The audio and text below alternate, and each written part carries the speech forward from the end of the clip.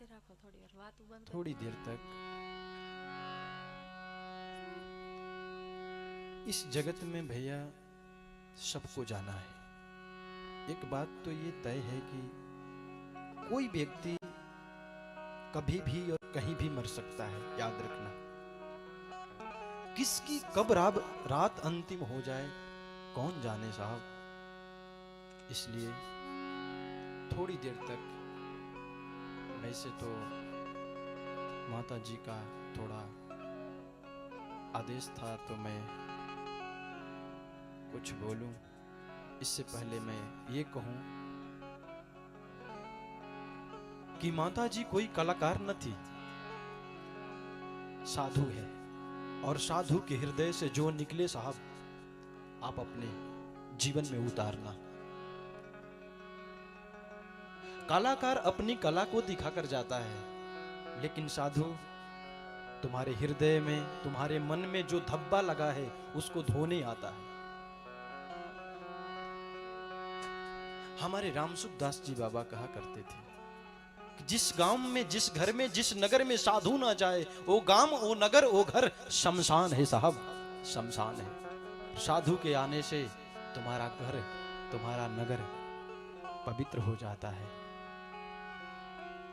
पाप निकल कर चले जाते हैं साधु के साथ में। साधु के आगमन से सब कुछ शुभ हो जाता है, मंगल हो जाता है। जैसे गंगा कोई केवल नदी नहीं है, गंगा मां है। गाय केवल जानवर नहीं है, गाय मां है।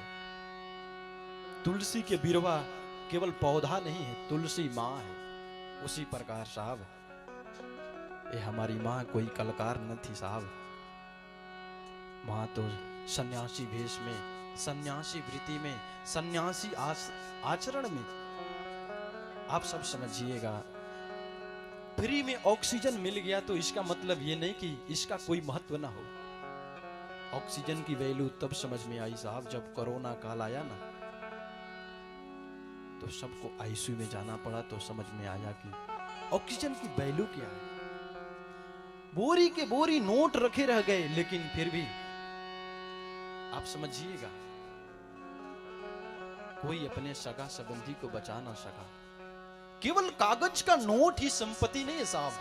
ऊंचे बिल्डिंगें बनाना ये संपत्ति नहीं है।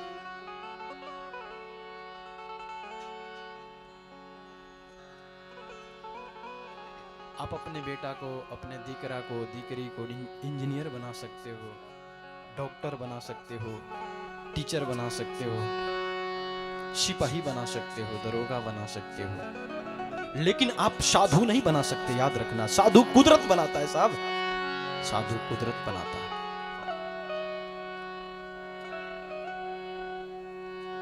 व्यक्ति बुरा कर्म करता है तो नरक में जाता है, और अच्छा कर्म करता है तो स्वर्ग में जाता है। और आपको मालूम है, जो नरक के दरवाजे पर यमराज बैठा है और स्वर्ग के दरवाजे पर जो राजा इंद्र बैठा है ना, वो दोनों साधु के लिए तरसते हैं साहब। आपको कोई साधु फ्री में मिल गया ये मत समझना किसका वैल्यू नहीं। साधक संगीन पाप पलायन, साधु के संग लगने से पाप पलायन हो जाता है। साधु के चेहरा देखने से पाप नाश हो जाता है।